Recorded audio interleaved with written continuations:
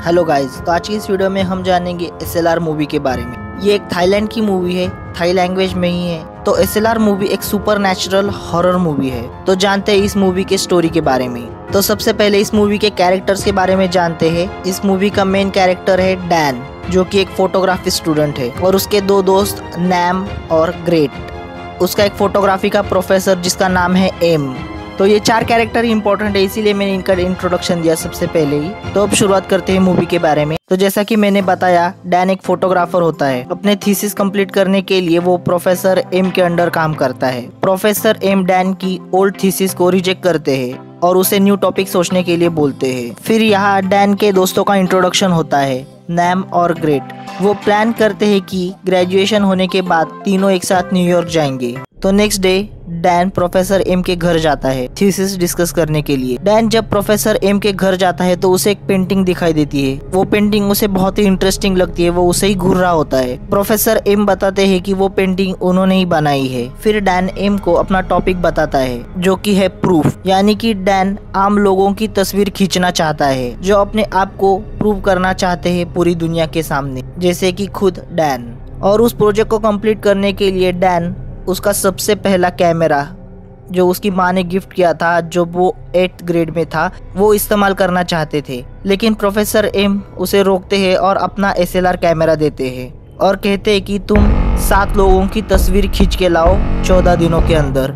अगर तुम 7 लोगों की तस्वीर खींचोगे 14 दिनों में, तो मैं तुम्हारा नाम न्यूयॉर्क की स्कॉलरशिप में रिकमेंड कर दूंगा।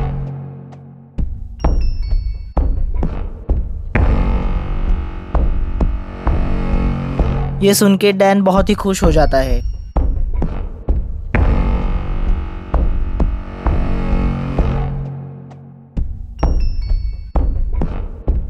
तो इस प्रोजेक्ट के लिए डैन सबसे पहली फोटो एक एथलीट की लेता है जिसके दोनों पैर नहीं होते।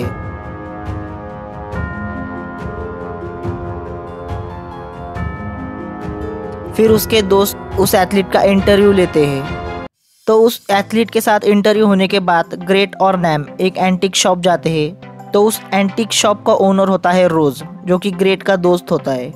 तो ग्रेट की नज़र एक स्टोन पे पड़ती है जिसका नाम है इलीट शुंगाई, द स्टोन ऑफ लाइफ।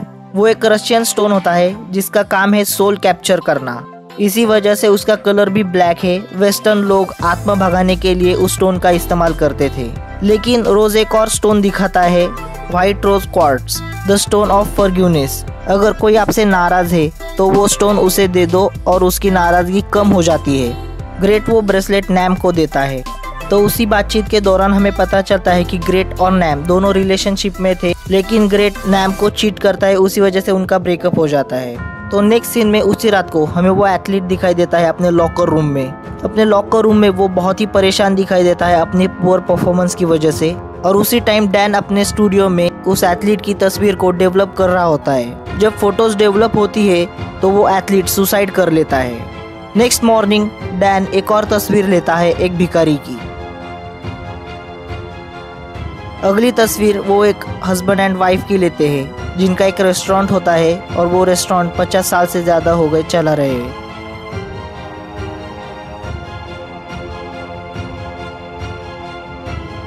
लेकिन फोटोज निकालते वक्त नैम उस कैमरे को पहचान लेती है।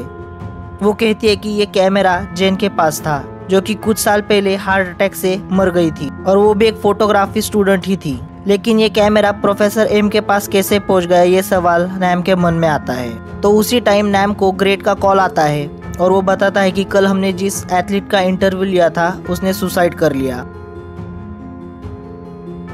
फिर ग्रेट और नैम डिस्कस करते हैं कि एक इंसान जिसके दोनों पैर नहीं है, वो अपने आप को फांसी कैसे लगा सकता है। फिर नैम जैन की फेसबुक प्रोफाइल ओपन करती है। उसके एक दोस्त की पोस्ट देखती है जिसने कहा था कि अगर तुम अपने थीसिस की वजह से पागल नहीं हुई होती तो आज हम एक साथ होते। फिर नैम उस लड़की रिन को कॉल करती है और बताती है कि मुझे जैन के बारे में कुछ बात करनी है। तो वो नेक्स्ट डे उससे मिलने का प्लान करती है। नेक्स्ट डे डैन अपने अंकल से मिलने के लिए हॉस्पिटल में जाता है। वहाँ एक लड़की पियानो बजा रही होती है, तो डैन उसकी एक तस्वीर लेता है।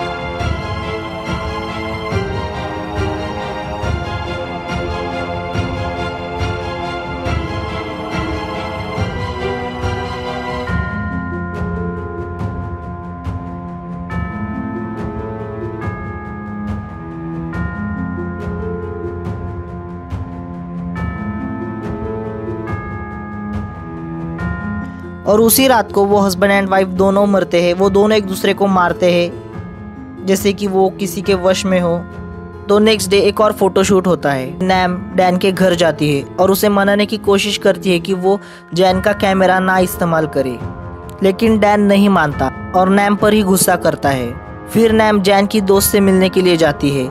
जैन का लैपटॉप जिसमें वो थीसिस कंप्लीट कर रही होती है वो रिन के पास होता है, तो वो लैपटॉप नैम को दे देती है ताकि थीसिस के बारे में वो भी जान जाए कि किस थीसिस पर वो काम कर रही होती है। नैम जैन की हालत पूछती है, मरने से पहले उसमें क्या क्या सिम्टम्स थे। रिन बताती है कि मरने से पहले जैन घर से बाहर नहीं निकलती थी। हाथ पर और फेस पर जख्म के निशान पड़ चुके थे। उसे खून की उल्टी होती थी।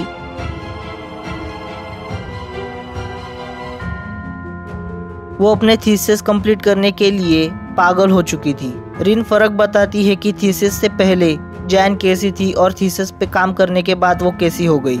नैम भी सोचने पर मजबूर हो जाती है कि यही सिम्टम्स डैन के अंदर भी दिखाई दे रहे थे। वो अपने थीसिस के लिए पागल हो चुका था और वो नैम पर गुस्सा भी कर चुका था, जो कि उसने इससे पहले कभी नहीं किया। फिर नैम को याद आता है कि वो हस्बैंड एंड वाइफ जिसकी तस्वीर डैन ने ली थी, तो वो वहाँ पे जाती है उस रेस्टोरेंट में। और उसी टाइम डैन एक स्टार्टअप बिजनेस के 3 ओनर्स होते हैं, उनकी तस्वीर लेता है।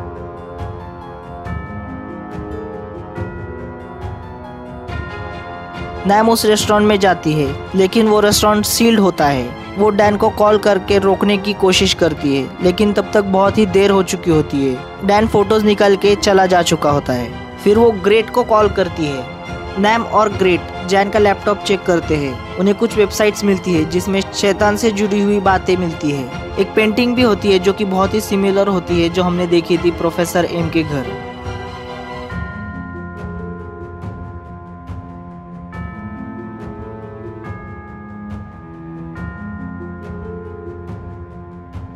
तो ग्रेट डैन को कॉल करता है, तो वो बहुत ही बिजी होता है क्योंकि वो आज की ही तस्वीरें डेवलप कर रहा होता है, तो वो कॉल जल्दबाजी में कट कर देता है। फिर ग्रेट और नैम उन 3 लोगों के घर निकलते हैं कुछ बुरा होने से पहले।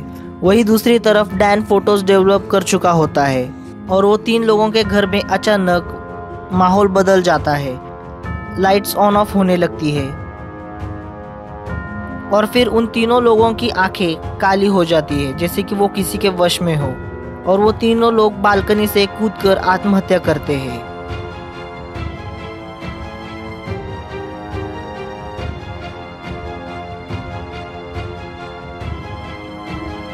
और कुछ समय बाद नैम और ग्रेट वहां पे पहुंचते हैं। अगले दिन नैम और ग्रेट डैन से मिलते हैं और बताते हैं कि कल हमने जिन 3 लोगों की तस्वीर ली उन्होंने सुसाइड कर लिया। उससे पहले भी जो रेस्टोरेंट के मालिक थे उनकी भी मौत हो गई। नैम और ग्रेट को लगता है कि ये कैमरा श्रापित है, लेकिन डैन ये बात मानने के लिए बिल्कुल भी तैयार नहीं है। फिर नैम खुद ही वो कैमरा लेकर प्रोफेसर एम के पास जाती है। वो जैन के बारे में बताती है और पूछती है कि उसका कैमरा तुम्हारे पास कैसे आया। तो पता चलता है कि वो कैमरा प्रोफेसर एम का ही था। प्रोफेसर एम ने ही वो कैमरा जैन को दिया था अपनी थीसिस कंप्लीट करने के लिए। नैम बताती है कि हमने अब तक 6 लोगों की तस्वीरें निकाली और वो सब मर गए। तो प्रोफेसर एम कहता है कि इसमें कैमरे की कोई गलती नहीं है, अगर चाहो तो तुम मेरी तस्वीर निकाल सकते हो उसी कैमरे से। तो नैम प्रोफेसर की तस्वीर खींचने के लिए कैमरे के थ्रू देखती है, तो एम के पीछे की तस्वीर हिलने लगती है और वो देख के वो बहुत ही डर जाती है।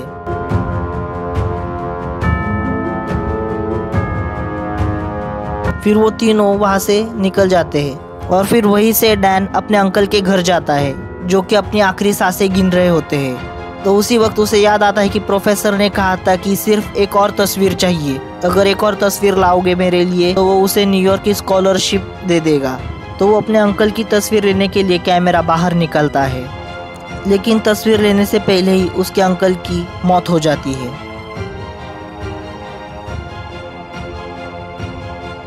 अब डैन के ऊपर एक जुनून सवार होता है। डैन को एक लड़की का कॉल आता है फोटोशूट करने के लिए। डैन उसे अपने स्टूडियो में बुलाता है और वो वही कैमरा इस्तेमाल करता है फोटो खींचने के लिए। लेकिन उसी वक्त नैम वहाँ पे आ जाती है और उस लड़की को भगाती है। नैम और ग्रेट डैन को जैन के डॉक्यूमेंट्स दिखाते हैं। ग्रेट को याद आता है कि वो पेंटिंग प्रोफेसर एम के घर देखी थी।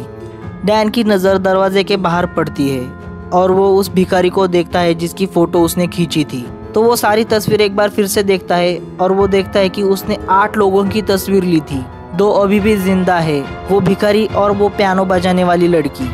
तो फोटोज देखते वक्त नैम नोटिस करती है कि जो लोग मर गए उनकी आंखें साफ दिखाई दे रही है तस्वीर में, और जो लोग नहीं मरे वो कैमरे की तरफ देख भी नहीं रहे थे। ग्रेट कहता है कि मुझे एक इंसान मालूम है जो कि हमारी मदद कर सकता है। उन दोनों को रॉस के पास लेके जाता है। रॉस एक्सप्लेन करता है कि शैतान अपने आप को अजीब अजीब चीज़ों में ढाल लेता है। तो कुछ लोगों का मानना होता है कि कैमरा सोल को कैप्चर करते हैं अपने अंदर, कैमरे के जरिए ही वो आत्माओं की बलि चढ़ाते हैं शैतान को।